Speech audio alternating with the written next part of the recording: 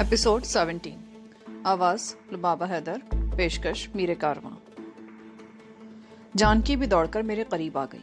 उसने सहारा देकर रूपमती को उठाया। वो जानकी से लिपट गई, जिससे मुझे उसके पैरों की बंदिशें खोलने में कुछ दुश्वारी पेश आई। फिर यह सनसनीखेज इंकशाफ हुआ कि रूपमती अपने पैरों पर खड़ी नहीं हो सकती थी। वो 17-18 घंटों से यहाँ बंधी पड़ी थी, तो वो अपनी टांगे भी सीधी नहीं कर सकती थी। ठाकुर भानोद सिंह ने पेट्रोमैक्स जमीन पर रखा और आगे बढ़कर जानकी के साथ दूसरी तरफ से सहारा देकर रूपमती को उठाया और मैं रूपमती की टांगे सीधी करने की कोशिश करने लगा। वो खुद भी कोशिश कर रही थी और ऐसा करते हुए उसके मुंह से कराहें खारिज हो रही थी। कमरे में गर्मी थी। मैंने पेट्रोमैक्स उठाया और हम लोग उसे बाहर ले आए। ताज़ा और ठंडी हवा से रूपमती के हवास किसी कदर बहाल हुए। अपनी कुव्वत इरादी और हमारी कोशिशों से रूपमती तकरीबन आधे घंटे बाद अपने कदमों पर खड़ी होने के काबिल हो सकी। जानकी उसे सहारा देकर मुसलसल टहलाती रही और फिर जानकी उसे लेकर एक चबूतरे पर बैठ गई। हमारे साथ ठाकुर भानोद को देखकर रूपमती भी कुछ परेशान सी हो रही थी और जब उसे ये बताया गया कि हमारा ठाकुर से राब्ता किस तरह हुआ, तो वो मेरी तरफ देखते हुए धीमे लहजे में बोली, मुझे अफसोस है कि मेरी वजह से तुम्हें ये कष्ट उठाना पड़ा। कष्ट तो मैंने बर्दाश्त कर लिया, लेकिन अगर तुम्हें कुछ हो जाता तो? तुम्हारे होते हुए मुझे भला क्या हो सकता है? लगता है यहाँ लाने के बाद भी तुम पर कुछ तशद्दुद किया गया है। मैं अपने आप को छुड़ाने की कोशिश करती रही थी। उन्होंने मुझे बांधकर यहाँ डाल दिया। तेज सिंह हर घंटे 1.5 घंटे बाद यहाँ आकर मुझे धमकियां देता था कि अगर मुन्ना को कुछ हो गया तो वो मेरे भी टुकड़े करके कुत्तों के आगे डाल देगा।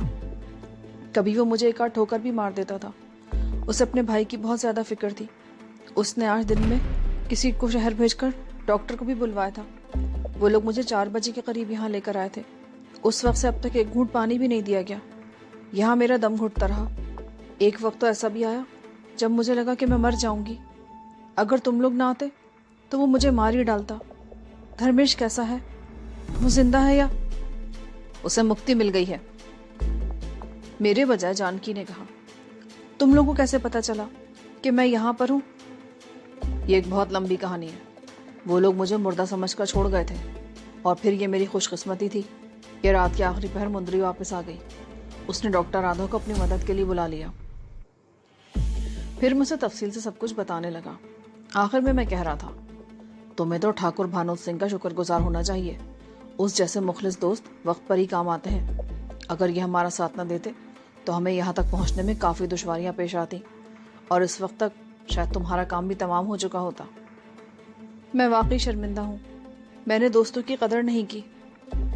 शर्मिंदगी का इजहार बाद में कर लेना देवी जी। हम यहाँ सारी रात नहीं बैठ सकते। एक लाश यहाँ पड़ी और 2 कैदी भी यहाँ मौजूद हैं।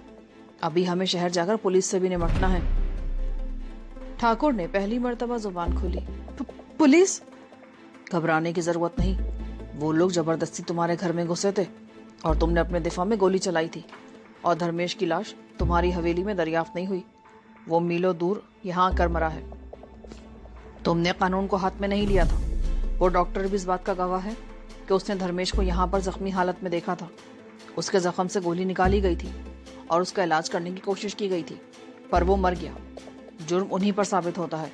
वही तुम्हें अगवा करके भी ले गए थे। तुम डरो नहीं, मैं तुम्हारे साथ हूँ। ठाकुर बोला, लेकिन पुलिस? चंद रोज पहले भी कैसा ही वाकया हुआ था, लेकिन पुलिस ने मुझे धमकाया था। देखो रूपमती, इसमें गलती भी तुम्हारी है। तुम्ही ने तेज सिंह जैसे नीच लोगों को इतना सर चढ़ा लिया था कि वो तुम्हारे मुकाबले पर आ गए। इन जैसे लोगों की जगह हमारे चरणों में है। इन्हें चरणों में ही रखना चाहिए। इन जैसे लोगों को अपने साथ बिठा लिया जाए तो वो हमारी बराबरी का दावा करने लगते हैं। बहरहाल पहले सूरत हाल कुछ और थी। तेज सिंह ने अगर किसी पुलिस अफसर को घूस देकर डराया धमकाया था तो और बात थी। मामला बहुत आगे निकल चुका है। तेज सिंह का भाई मारा जा चुका है। एक दूसरा आदमी भी लाला रंजीत के हाथों जख्मी होकर यहाँ से भागा है। मुझे उसके बचने की भी उम्मीद नहीं। हो सकता है वो भी अब तक खत्म हो चुका हो और उसकी लाश पहाड़ियों में कहीं पड़ी हो। हम इस मामले को नजरअंदाज नहीं कर सकते। हम जराइम पेशा नहीं हैं। हमें कानून का साथ देना चाहिए ताकि ऐसे जराइम पेशा लोगों को ऐसी सजा दी जा सके कि फिर किसी नीच को हम जैसे लोगों के मुंह लगने की जरूरत ना हो। मगर कुछ नहीं, तुम्हें तो खुश होना चाहिए। मैं तुम्हारे साथ हूं। हिम्मत सिंह जैसा नौजवान तुम्हारा दोस्त है। तुम्हारे लिए तो इन दोनों ने अपने जीवन की परवाह नहीं की थी। चलो, देर मत करो। जानकी को वहीं रूपमती के पास छोड़ दिया गया। मैं और ठाकुर अंदर गए। दीवान सिंह, डॉक्टर और लाला रंजीत पर रिवॉल्वर ताने खड़ा था और फिर ठाकुर के कहने पर दीवान बारी बारी उन दोनों को कंधे पर लादकर बाहर ले आया। हमारी जीप वहां से काफी दूर थी और फिर रास्ता भी दुश्वार था। उन दोनों को वहां तक ले जाना मुश्किल था, इसलिए दीवान सिंह को चाबी देकर भेज दिया गया। तकरीबन 20 मिनट बाद वो दूसरे रास्ते से जीप लेकर आ गया। जीप की पिछली सीटें आमने सामने थीं। लाला और डॉक्टर को सीटों के बीच में डाल दिया गया। रूपमती और जानकी आगे वाली सीट पर बैठ गई। दीवान और मैंने पिछली सीटों पर बैठकर पैर उन दोनों पर रख लिए। वापसी पर ढलान होने की वजह से रास्ता ज्यादा खतरनाक था। निहायत खतरनाक और तंग मोड़ थे। ठाकुर बहुत मोहतात होकर ड्राइव कर रहा था। जीप उस वक्त एक निहायत ही खतरनाक मोड़ मुड़ रही थी। एक तरफ चट्टान थी और दूसरी तरफ उमूदी ढलान जो तकरीबन 150 गज नीचे तक चली गई थी। अचानक एक जोरदार धमाका हुआ। जीप का आगे का एक टायर ब्रस्ट हो गया और जीप लड़खड़ा गई। उसी वक्त फिजा एक बार फिर धमाके की आवाज से गूंज उठी। वो गोली चलने की आवाज थी। जीप का एक हेडलैम्प झनाके से टूट गया। टायर फटने से जीप बुरी तरह लड़खड़ा गई। उस वक्त रफ्तार अगरचे बहुत हल्की थी, मगर लहरा जाने से उसके अगले दोनों पहिए ढलान पर उतर गए। जानकी और रूपमती चीख उठी। जीप बड़ी तेजी से उमुदू ढलान पर जा रही थी। ठाकुर ने जल्दी से नीचे जाती हुई जीप को बड़ी महारत से संभाल लिया, लेकिन उसे रोकना उसके बस में नहीं था। एकदम ब्रेक लगा देने से जीप रुकने के बजाय कलाबाजियां खाने लगती और हम में से कोई भी जिंदा नहीं बचता। ठाकुर ने बड़ी होशियारी से जीप का रुख कदरे बाएं तरफ मोड़ दिया, जहां नीचे कद्दे आदम पौधों के झुंड नजर आ रहे थे। अगली सीट पर रूपमती और जानकी एक दूसरे से लिपटी चीख रही थी। दीवान और मैंने सीटों को मजबूती से थाम रखा था। जीप को रोकने के लिए ठाकुर की तरकीब कामयाब रही। जीप गुंजान पौधों के झुंड में घुस गई और 2-4 जोरदार झटके खाने के बाद रुक गई। जानकी उछलकर बाहर पौधों में गिरी और बुरी तरह चीखने लगी। मैंने सीट पर खड़े होकर छलांग लगाई और जानकी को पकड़कर पौधों से बाहर खींच लिया। जीप का इंजन बंद हो चुका था और फिर ठीक उसी वक्त ऊपर कहीं से गोली चलाई गई। फायर रिवॉल्वर या पिस्तौल से किया गया था। फासला ज्यादा होने की वजह से गोली या तो कहीं रास्ते में ही दम तोड़ गई थी या किसी और तरफ निकल गई थी। ठाकुर ने अकबी सुर्ख पत्तियां बुझा दी और छलांग लगाकर नीचे उतर आया। तेजी से घूमकर उसने रूपमती को भी नीचे उतारा और उसे खींचता हुआ एक तरफ गुंजान पौधों के पीछे ले गया। साथ साथ वो चीख भी रहा था, हिम्मत सिंह, इस तरफ आ जाओ। दीवान सिंह, तुम भी जल्दी करो। मैं जानकी को खींचता हुआ उस तरफ ले गया। दीवान भी जीप से छलांग लगाकर वहां पहुंच गया। जानकी हौले हौले कराते हुए अपने जिस्म के मुख्तलिफ हिस्से सहला रही थी। वो जीप से कांटेदार झाड़ियों में गिरी थी और दूर तक लुढ़कती चली गई थी। कांटों ने उसके जिस्म को उधेड़ कर रख दिया था। तुम लोग यहीं रुको, मैं भी आता हूँ। ठाकुर ने रूपमती को जानकी के करीब छोड़ा और जीप से पिस्तौल निकालकर एक तरफ दौड़ता चला गया। चांदे में कुछ दूर तक उसका हिवला दिखाई देता रहा और फिर वो निगाहों से ओझल हो गया। जीप के पिछले हिस्से में फर्श पर पड़े लाला रंजीत और डॉक्टर बुरी तरह चीख रहे थे। उनके हाथ पैर बंधे थे और जाहिर है जीप को लगने वाले झटके से उन्हें चोटें भी लगी होंगी। दीवान सिंह दौड़ता हुआ जीप के करीब पहुंचा और ऊपर चढ़कर उन दोनों पर ठोकरें बरसाने लगा। अब अगर किसी के मुंह से आवाज निकली ना तो गोली उतार दूंगा खोपड़ी में, साले हरामी कहीं के। उसके बाद उन दोनों की बोलती बंद हो गई। 10-15 मिनट गुजर गए और फिर अचानक ही ऊपर चट्टानों में फायरिंग की आवाजें सुनाई देने लगी।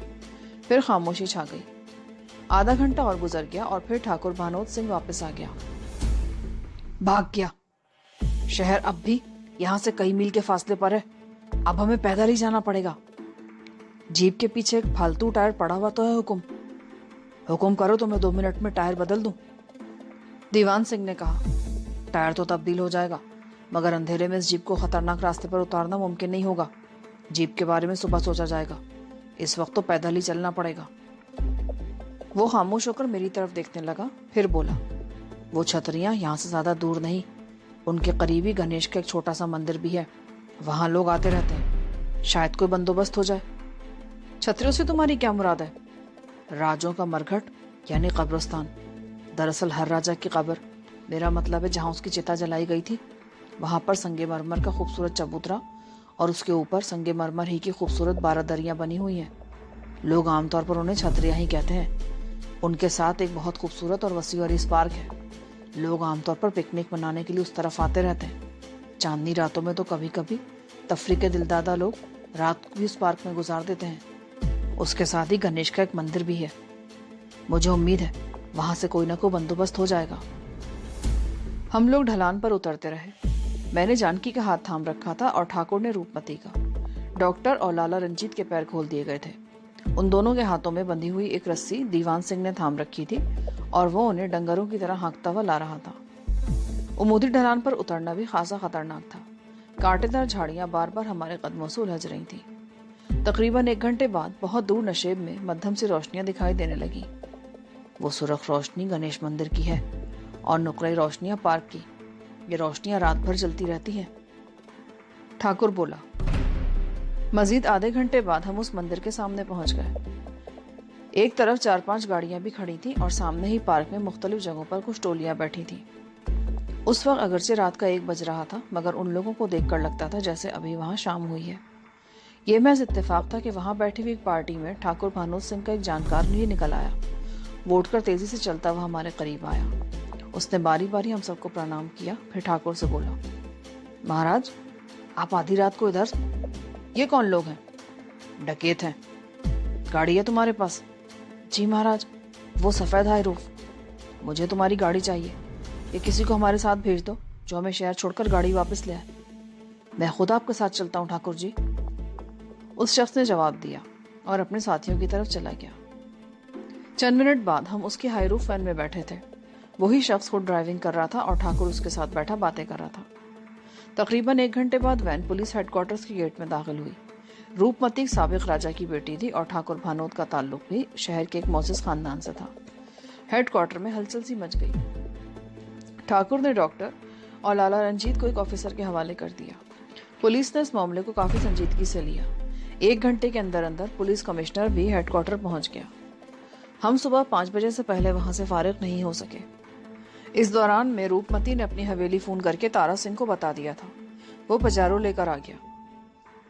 जब हम लोग पुलिस हेडक्वार्टर से रवाना हुए तो दिन की रोशनी फैल रही थी। पजारो जैसे ही जवाहरलाल नेहरू मार्ग वाले चौक पर मुड़ी, बाएं तरफ से एक ट्रक तेजी से आता हुआ दिखाई दिया। पजारो उस वक्त सड़क के वस्त में थी। ट्रक मौत के फरिश्ते की तरह हमारी तरफ आ रहा था। फासला बहुत कम रह गया था। ट्रक के स्टीयरिंग पर तेज सिंह को बैठे देखकर मेरा दिल उछलकर हलक में आ गया। उसके चेहरे पर बेपनाह गरिख्तगी थी। मैंने आंखें बंद कर ली। किसी भी वक्त धमाका हो सकता था। और फिर मुझे एक जोरदार झटका लगा। मैं अपनी जगह से उछलकर डैशबोर्ड से टकराया। मेरे मुंह से हल्की सी चीख निकल गई। रूपमती और जानकी भी चीख पड़ी थी। पजारो मेंढक की तरह फुदक कर नहायत तेज रफ्तारी से आगे बढ़ी थी। मैंने संभलने की कोशिश करते हुए आंखें खोल दी। हमारी पजारो आगे निकल गई थी और ट्रक खौफनाक रफ्तार से चौक के वस्त की तरफ बढ़ रहा था। मैंने मुड़कर देखा। पजारो तेजी से फुटपाथ के किनारे पर लगे पाइपों के जंगले की तरफ बढ़ रही थी और फिर पजारो वो जंगला तोड़ती हुई फुटपाथ पर चढ़कर सामने वाली दुकान से टकराकर रुक गई। ये गनीमत था कि वो दुकान बंद थी और गाड़ी शटर से टकराई थी। शटर अंदर की तरफ धंस गया था। इससे पहले कि मैं संभलता, एक जोरदार धमाका सुनाई दिया। मैंने मुड़कर देखा। वो ट्रक चौराहे के वस्त में ट्रैफिक कांस्टेबल के लिए बने हुए चबूतरे और छतरी से टकराकर उलट गया था। उस वक्त ट्रैफिक ज्यादा नहीं था। चंद ही गाड़ियों की आमदोरफ्त थी। ट्रैफिक रुक गया। कुछ लोग हमारी तरफ दौड़े और कुछ ट्रक की तरफ। हमें ज्यादा नुकसान नहीं पहुंचा था। मैं बाजारों से उतर आया। उस वक्त तक कई लोगों ने हमें घेरे में ले लिया था। ठाकुर भानोद सिंह ने रूपमती और जानकी को नीचे उतारा। दीवान सिंह भी नीचे उतरकर लोगों को इधर उधर से हटाने लगा। चौराहे के वस्त में बहुत से लोग जमा हो चुके थे। मैं और ठाकुर भी उस तरफ दौड़ पड़े और लोगों को हटाकर आगे घुसते चले गए। वो मंजर बहुत ही रूह अफसा था। ट्रक स्टीयरिंग वाली साइड पर उल्टा था और तेज सिंह की लाश स्टीयरिंग और दरवाजे के बीच में फंसी हुई थी। वो लाश ही थी। उसमें जिंदगी की कोई रमक नहीं थी। चेहरा खून से तर था। गर्दन मुड़ी हुई थी। साफ जाहिर था कि गर्दन की हड्डी टूट गई थी। पुलिस सायरन की आवाज सुनकर लोग इधर उधर हटने लगे और चंद सेकंड बाद पुलिस की जीप वहां आन रुकी। पुलिस की मुदाखलत के बाद जल्द छुटकारे की तवक्को नहीं थी। जानकी और रूपमती को दीवान सिंह के साथ हवेली भेज दिया गया और हमें 8 बजे से पहले पुलिस से निजात नहीं मिल सकी। तारा सिंह भी दीवान सिंह के साथ ही चला गया था। तेज सिंह की लाश जब एम्बुलेंस में डाली जा रही थी तो मैंने आखिरी मर्तबा उसकी तरफ देखा। उसका चेहरा बहुत भयानक हो रहा था। हमारा वो दिन बहुत बुरा गुजरा। ठाकुर भानोद सिंह भी मेरे इसरार पर वहीं रुक गया। नाश्ता करके वो सो गया और हम देर तक बातें करते रहे। फिर रूपमती भी अपने कमरे में जाकर सो गई। रात भर जागने और भागदौड़ से मुझे बहुत शदीद थकन हो रही थी, लेकिन हैरत की बात थी कि नींद मेरी आंखों से कोसों दूर थी। और फिर उसी शाम मैं और जानकी पंडित मुरलीधर की तलाश में निकल खड़े हुए। मैंने गाड़ी अजमेरी गेट से जरा आगे एक बहुत बड़ी इमारत के सामने छोड़ी और चंद्रपोल बाजार में चलते हुए मंदिर वाली गली में हम दाखिल हो गए। कुशादा सीढ़ियां चढ़कर वसी बरामदे में दाखिल होते ही मैं रुक गया। मैं सामने से आने वाले दो पुजारियों को देख रहा था। उनमें एक पंडित मुरलीधर था और दूसरा मंदिर का पुरोहित। उन दोनों पंडितों और हमारे दरमियान सिर्फ चंद गज का फासला था। मैंने जानकी की तरफ देखा और बड़ी तेजी से देवकामत सतून की आड़ में हो गया। जानकी को इस तरफ आने का मौका नहीं मिल सका। उसने आंखें बंद कर ली और दोनों हाथ जोड़कर सामने की तरफ खड़ी हो गई। पंडित और मंदिर का पुरोहित सर झुकाए बातें करते चले आ रहे थे। उनके अंदाज से ऐसा लगता था जैसे वह अपने अलावा किसी और की मौजूदगी से कतई बेखबर हो। करीब से गुजरते हुए लोग दोनों हाथ उठाकर उन्हें प्रणाम कर रहे थे, मगर उनकी तवज्जो किसी तरफ नहीं थी। इसी नेमा की वजह से वो दोनों अपने सामने खड़ी जानकी को भी नहीं देख सके और बेदेहानी में पंडित मुरलीधर जानकी से टकरा गया। जानकी लड़खड़ा गई, लेकिन उसने अपनी आंखें नहीं खोली और ना ही अपने जोड़े हुए हाथ अलग किए। पंडित मुरलीधर भी उससे टकराकर लड़खड़ा गया था, लेकिन वो फौरन ही संभल गया और रिवायती अंदाज में दोनों हाथ जानकी की तरफ जोड़कर बोला, क्षमा करना देवी जी, मैं अपने ध्यान में। वो यकयक खामोश हो गया। उसके चेहरे पर एकदम तनाव सा पैदा हो गया। वो मतौहिश सी नजरों से जानकी की तरफ देख रहा था, जो अब भी आंखें बंद किए और हाथ जोड़े खड़ी ज़ेरे लब कुछ पढ़ रही थी। मैं सुतून की आड़ में खड़ा उसी तरफ देख रहा था। पंडित ने सिंगापुर में भी जानकी को देखा था। उन दिनों वो जीन्स और टी शर्ट पहना करती थी, जबकि इस वक्त वो सुनहरी बॉर्डर वाली बड़ी खूबसूरत और कीमती साड़ी पहने थी। इसी दौरान एक और जोड़ा पुरोहित के करीब आकर रुक गया। उन दोनों की शायद नई नई शादी हुई थी। कल हमारा ब्याह हुआ है पंडित जी। हम एक नई जिंदगी शुरू करने जा रहे हैं। आपका आशीर्वाद लेने आए हैं, उस औरत के शौहर ने कहा। पुरोहित ने आशीर्वाद देने के लिए दोनों हाथ ऊपर उठा दिए। उन दोनों ने झुककर पुरोहित और पंडित के चरणों को छुआ। सीधे होते हुए लड़की जानकी से टकरा गई और जानकी लड़खड़ाकर पंडित मुरलीधर से टकराई। पंडित मुरलीधर शायद इस इफ्तात के लिए तैयार नहीं था। वो लड़खड़ाकर नीचे गिरा तो जानकी भी उसके ऊपर ही गिरी। मुझे अंदाजा लगाने में दुश्वारी पेश नहीं आई कि जानकी ने यह हरकत जानबूझकर की थी। नीचे गिरते वो इस तरह चीखी जैसे उस पर कयामत टूट पड़ी हो। उसने संभलने की कोशिश करते हुए अपने नीचे दबे पंडित मुरलीधर को एक दो हाथ भी जड़ दिए। आसपास से गुजरते हुए लोग रुक गए। एक औरत ने जल्दी से आगे बढ़कर जानकी को सहारा देकर उठाया। जानकी अपनी साड़ी दुरुस्त करते हुए बड़बड़ा रही थी। दो आदमियों ने पंडित को भी सहारा देकर उठाया। वो खासा बदहवास हो रहा था। क्षमा चाहता हूँ देवी जी, गलती मेरी नहीं थी, फिर भी मैं आपसे माफी मांगता हूँ। मर्द चाहे देवता के रूप में हो या पंडित के रूप में, अपनी गलती कभी नहीं मानता। मैं यहाँ खड़ी भगवान से प्रार्थना कर रही थी, तुम उसी वक्त मुझसे आन टकराए। माफ कर दो देवी जी, उस वक्त मैं बेदेहानी में आपसे टकरा गया था और मैंने पहले भी कहा था, मर्द अपनी गलती कभी नहीं मानता। पंडित जी माफी मांग रहे हैं देवी जी, अब क्षमा कर देने। क्षमा कर दिया। वैसे पंडित जी से कह दो कि अपनी आंखें खुली रखा करें। मेरी आंखें तो वैसे भी खुली रहती हैं। वैसे लगता है कि मैंने आपको पहले भी कहीं देखा है। जरूर देखा होगा महाराज। हम अपने पति की तलाश में 2 साल से पूरे हिंदुस्तान के मंदिरों की यात्रा कर रहे हैं। कहीं हमारा और आपका सामना हुआ होगा। पति की तलाश में मंदिरों की यात्रा? एक भगवान होता तो हम अपनी हवेली में बैठे बैठे चौकी पर ही प्रार्थना में 2 साल गुजार देते, पर हमारे तो कई भगवान हैं, लातादाद देवता हैं। हम इसलिए हिंदुस्तान भर के मंदिरों की यात्रा कर रहे हैं कि कोई भगवान तो हमारी सुनेगा। जानकी की उस बात पर पुरोहित की पेशानी पर बल पड़ गए, लेकिन उसने फौरन ही अपनी कैफियत पर काबू पा लिया और जानकी को आशीर्वाद देने के लिए हाथ उठाते हुए बोला, तुझे तेरा पति मिल जाएगा, अपना मन मैला मत कर। हम जानते हैं कि तूने बहुत कष्ट उठाया है, पर अब तेरे मन की आशा पूरी होने वाली है। हम खास तौर पर भगवान से प्रार्थना करेंगे कि तुझे तेरा पति जल्दी मिल जाए। पर वो तुझ जैसी सुंदरी को छोड़कर चला क्यों गया? क्या बताऊं महाराज, वो एक नाचने वाली के चक्कर में फंस गया था। वो शायद मुझसे ज्यादा सुंदर थी। वो उसके साथ भाग गया और मुझे मंदिरों के चक्कर लगाने के लिए छोड़ गया। मिल जाएगा तेरा पति, पुरोहित ने कहा और एक बार फिर आशीर्वाद के लिए हाथ उठाकर आगे बढ़ गया। मुरलीधर भी उसके साथ चल पड़ा। वो बार बार मुड़कर जानकी की तरफ देख रहा था। उसकी आंखों में अब भी उलझन नुमाया थी। जानकी एक बार फिर आंखें बंद करके हाथ जोड़कर खड़ी हो गई। मैं सुतून के ऊपर से घूमता हुआ दूसरी तरफ से जानकी के सामने आ गया। मुरलीधर और पुरोहित मंदिर के बाहर वाले दरवाजे की तरफ जा रहे थे। मुरलीधर ने एक बार फिर मुड़कर पीछे देखा था। वो दोनों जैसे ही बाहर निकले, मैं भी सुतून की आड़ से निकलकर जानकी के करीब आ गया। ये क्या हरकत थी? मुझे तो यकीन नहीं आ रहा था कि पंडित जी की दुआ इतनी जल्दी कबूल हो जाएगी। बकवास मत करो। मुरलीधर के सामने इतनी बातें करने की क्या जरूरत थी? जरूरत थी ना, वो एकदम मेरे सामने आ गया और मुझे तुम्हारी तरह छुपने का मौका भी नहीं मिल सका।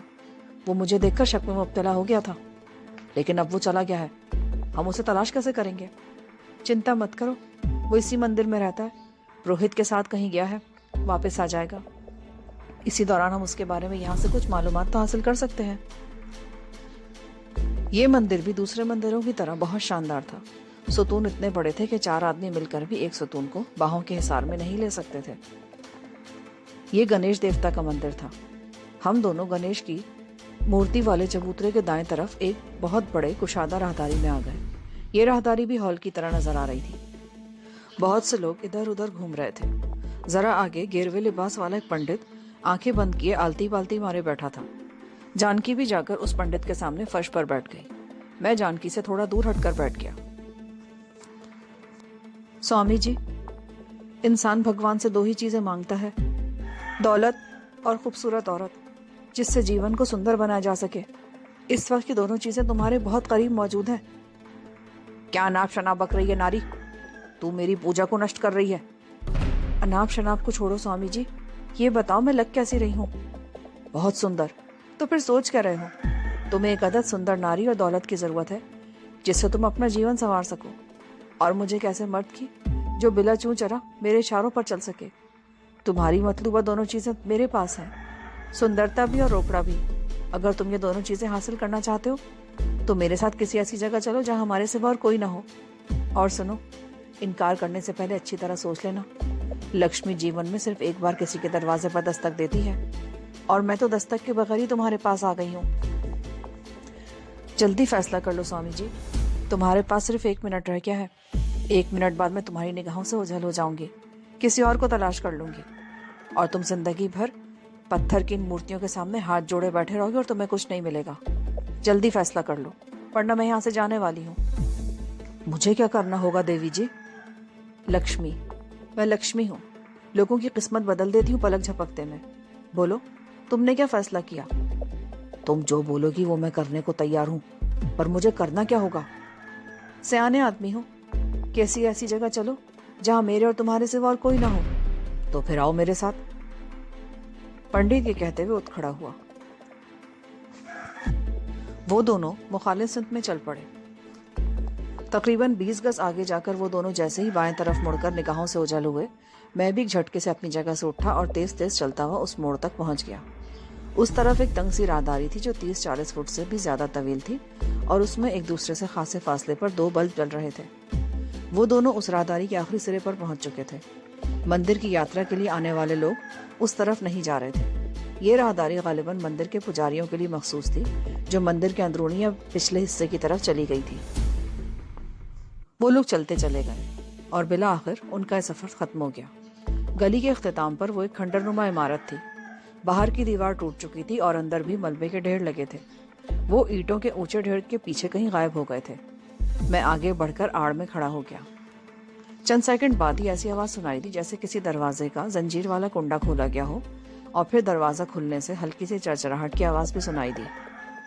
मैं चंद कदम आगे बढ़ गया और फिर थोड़ी ही देर बाद एक तरफ शोला सा लपका और एक महदूद जगह पर जर्द मध्यम सी रोशनी फैल गई। उस कमरे में शायद लालटेन का लैंप जलाया गया था। मैं कुछ और आगे बढ़ गया। कमरे का दरवाजा खुला था और उससे चंद फुट के फासले पर एक छोटी सी खिड़की भी थी। मैं खिड़की के करीब रुककर अंदर झांकने लगा। वो उस खंडरनुमा वसी और इस इमारत का बचा हुआ गालिबन वाहिद कमरा था जिसमें रिहाइश इख्तियार की जा सकती थी। एक तरफ झिलंकर सी चारपाई बिछी थी, दूसरी तरफ दीवार के साथ जमीन पर भी गद्दा और बिस्तर था। चारपाई के नीचे लोहे का एक पुराना सा ट्रंक भी नजर आ रहा था। सामने ताकचे में काली देवी की एक मूर्ति रखी थी जिसकी सुर्ख जुबान बाहर को निकली हुई थी। दूसरे ताकचों में भी मूर्तियां ही रखी हुई थी। लालटेन दीवार के साथ एक लंबी सी खूंटी पर टंगी हुई थी। जानकी कमरे के बीच में खड़ी चारों तरफ देख रही थी। पंडित ने कंधे पर लटका हुआ थैला उतारकर चारपाई पर डाला और मटके से पानी पीकर गिलास वापस रखा। तेरी ख्वाहिश के मुताबिक मैं तुझे ऐसी जगह ले आया हूँ जहाँ तीजा कोई नहीं है। तुम लक्ष्मी तो हो सकती हो, लेकिन वो नहीं जो दूजों पर धन निछावर करती है। पर मैं जानूं कि तुम्हारे पास भी दौलत की कमी नहीं है। तुम्हारा यह हसीन मुखड़ा और सुंदर शरीर भी बहुत बड़ी दौलत है। स्वामी जी, मैं तो तुम्हें। बकवास बंद करो। मैं तुम जैसी औरतों को अच्छी तरह जानता हूँ, जो शरीर के स्वाद के लिए अपनी पसंद के मर्दों को तलाश करती फिरती हैं। स्वामी जी, अब तुम मेरा समय बर्बाद मत करो। बंद करो ये बकवास। तुम बकवास बंद करो। आज की रात मैं ही तुम्हारा पति हूँ। जल्दी करो, मुझे वापस भी जाना है मंदिर। मैं तो तुम्हें धनवान बनाने के लिए आई थी, मगर लगता तुम भी हविस के पुजारी हो। जानकी ये कहते हुए 2 कदम पीछे हट गई। पुजारी चंद लम्हे तक हविस भरी नजरों से उसकी तरफ देखता रहा, फिर अचानक ही उछलकर उसे गिरफ्त में ले लिया। जानकी के मुंह से हल्की सी चीख निकल गई। मैं दबे कदमों चलता कमरे में दाखिल हुआ। इस दौरान में वो हट्टा कट्टा पुजारी जानकी को चारपाई पर गिरा चुका था। मैंने करीब पहुंचकर पुजारी का कंधा थपथपाया। वो एकदम सीधा हो गया। मेरा जोरदार घूंसा उसके जबड़े पर पड़ा।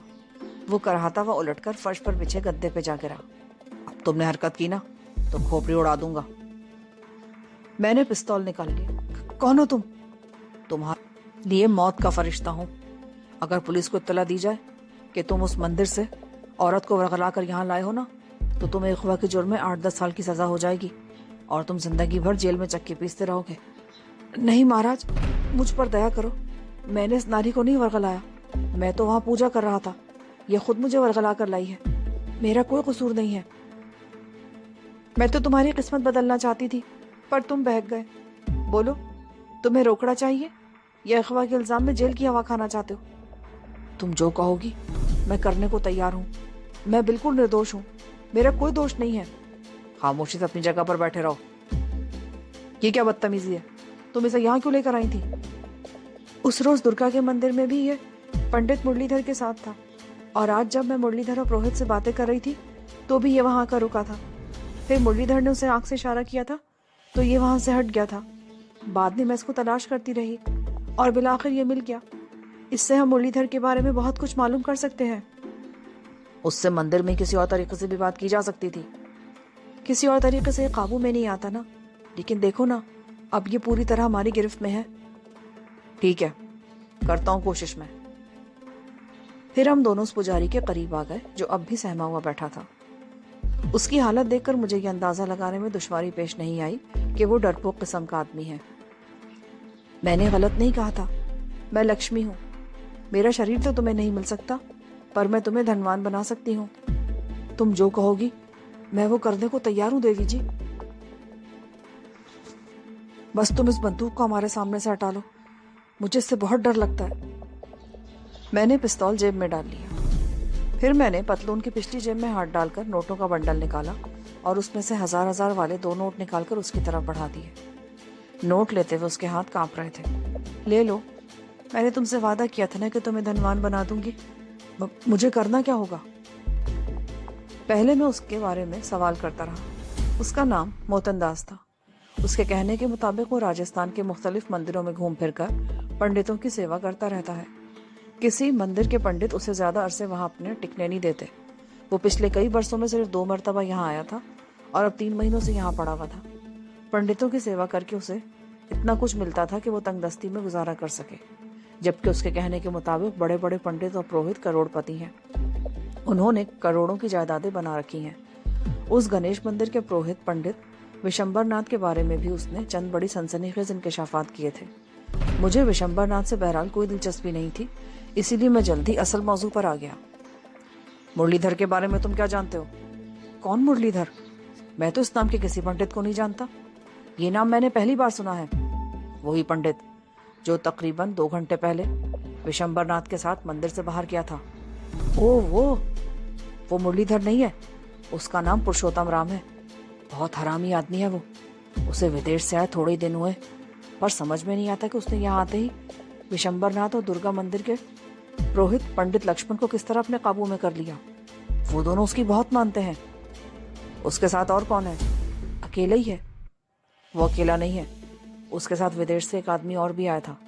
बहरहाल, तुम पुरुषोत्तम राम के बारे में और क्या जानते हो? वो बड़ा हरामी आदमी है।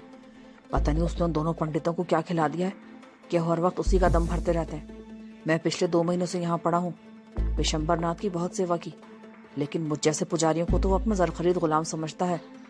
पुरुषोत्तम राम जब यहाँ आया तो पंडित जी ने मुझे उसकी सेवा पर लगा दिया। मैंने उसकी बहुत सेवा की। पिछले 3-4 हफ्तों के दौरान मैं उसकी फरमाइश पर 3 मरतबा उसे औरतें फराहम कर चुका हूँ, और वो साला मुझे 10-20 रुपए देकर टरखा देता है। पुरुषोत्तम राम यहाँ इसी मंदिर में रहता है? हाँ, वो यहीं रहता है। पंडित जी के साथ ऐश करता है वो, पर जिस दिन औरतों की फरमाइश करता है ना, उस रात यहाँ नहीं रहता। तो फिर कहाँ जाता है वो? रामगढ़ झील वाले मंदिर में। वो हफ्ते में 1 मरतबा वहां जरूर जाता है, और वो हमेशा 2 औरतों की ही फरमाइश करता है। इसका मतलब कि उसके साथ कोई और भी है। यही कहना चाहते हो ना? जी महाराज, यकीनन यही बात है। रामगढ़ झील कहाँ है, और वो कौन से मंदिर में जाता है? मैंने एक और सवाल किया। इसके साथ ही एपिसोड 17 का इख्तिताम होता है। आगे किताब सुनने के लिए एपिसोड 18 समाप्त फरमाएं।